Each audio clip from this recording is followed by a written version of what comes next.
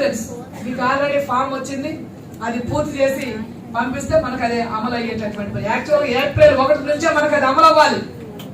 అంటే మార్చి ఈ financial year లో వాళ్ళు డబ్బు బీమా సంస్థలకి కట్టుంటే మనకి ఇప్పుడు అమలు అవ్వాలి. ఇప్పుడు ఫారం అయిపోయారంటే ఈ నెల అమలు కాదు, నెక్స్ట్ మంత్ నుంచి వాళ్ళు స్క్రూటినీ చేసి లైన్ లో పెట్టాక అమలు అవుతుంది.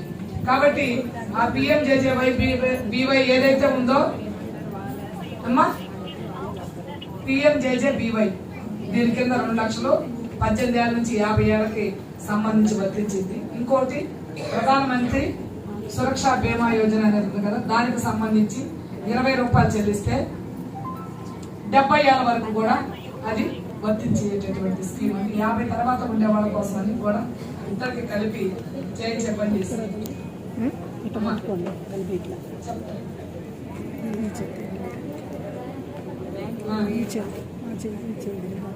అదే నేను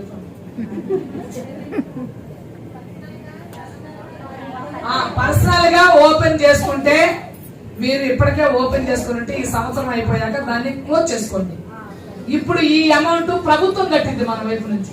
మనమే పర్సనల్ గా ఓపెన్ చేసుకుంటే మనకు చాలా కష్టాలు ఉన్నాయి, అవి రావు, ఏవో రకరకాల అన్ని పెడతాయి. అదే గవర్నమెంటే డైరెక్ట్ గా అమౌంట్ పే చేస్తుంది కాబట్టి గవర్నమెంట్ నుంచే మనం కాగితాలు సబ్మిట్ చేస్తే వాళ్ళే మాట్లాడి ఇప్పించే పని చేస్తారు కాబట్టి మనకు ఆ ఇబ్బంది ఉండదు.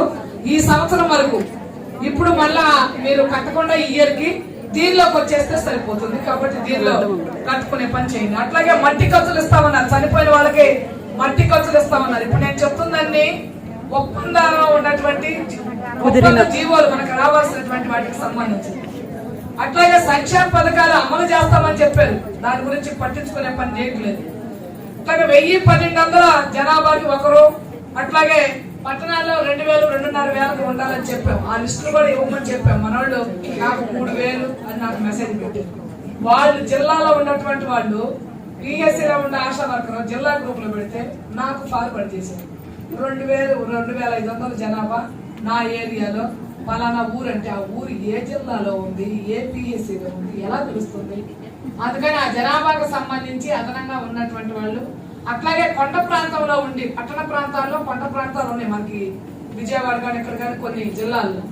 ఆ కొండ ప్రాంతంలో ఉన్న వాళ్ళు 3000-4000 జనాభాకి కాకుండా 1000 కంటే తక్కువగా ఉండేటటువంటి పద్ధతిలో మనం మాట్లాడేటటువంటి పని మనం చేయాలి దానికి సంబంధించి. ఎందుకంటే ప్లెయిన్ ఏరియాలో 2000కి కొండ మీదకి వెళ్ళేటటువంటి వాళ్ళకి తేడా ఉంది. అందుకని ఆ జనాభాని తగ్గించడం కోసం కూడా ఆ రకంగా మనం ప్రభుత్వాన్ని అడిగొన్నాం.